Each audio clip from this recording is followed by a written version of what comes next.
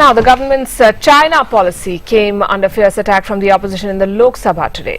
Opposition MPs that were led by Samajwadi Party chief Mulayam Singh described the government's conduct on the Chinese intrusions into eastern Ladakh as cowardly. They accused the government of holding back the armed forces from retaliating.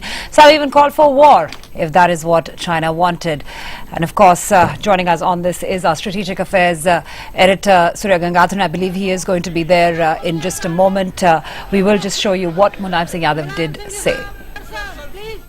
इतनी कमजोर इतनी डरपोक इतनी कायर सरकार कभी नहीं आई लोग कम से कम ये नहीं कह सकते कि हमारी फौज तैयार खड़ी अब आप यहाँ से भेज रहे हैं मंत्री को मंत्री भीख मांगने जा रहा है कि हमें बचाइए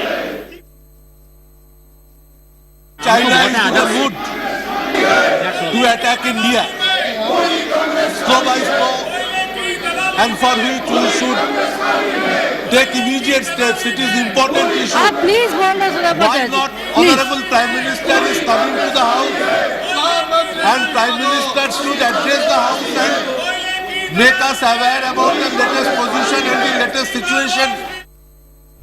Well, not just opposition parties, even locals in Ladakh believe that India should take a tough stand as the face-off enters its third week. That's right, but for the moment the Indian Army is of course waiting and watching. They are under orders from the Defence Ministry not to escalate this issue.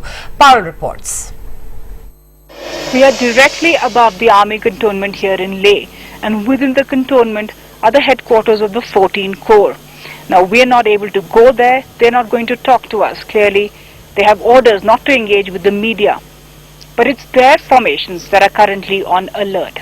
We also know that in Delhi, the Army Chief has briefed the Defence Minister and the China Study Group has been given recommendations by the Army about the military options available to India. This is a group that is headed by the National Security Advisor. On the ground, we know that Indian and Chinese soldiers are face to face, but we also learned that they're not particularly hostile to each other. In fact, they are currently communicating with hand gestures. It will be interesting to see what China does when their troop supplies run out. Will they go in for reinforcements or will they ask their troops to return home? A decision there could decide India's next move. In Leh, with Gunit Singh Vedi, Parul. Well, our Strategic Affairs editor Surya Gangadharan is joining us now. Surya, of course, there's been a lot of clamour over this entire incursion into Indian territory, but really more questions now on what exactly is India's foreign policy and how is it going to be acting on this entire issue? Well, I think some moves have already been put into motion. We've had two flag meetings. There's been a high level of diplomatic interaction both in Delhi and Beijing. Mr. Salman Khurshid is heading for Beijing in about a week or 10 days time. So there's a lot of that going on. The point is, what do you do with those guys sitting over there and why are they sitting there?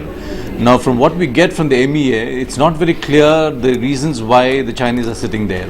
Is it because of some provocation that we have done, some kind of aggressive patrolling as is being talked about in that part of the India-Pakistan line of actual control? Nothing is very clear because the Chinese haven't been very forthcoming.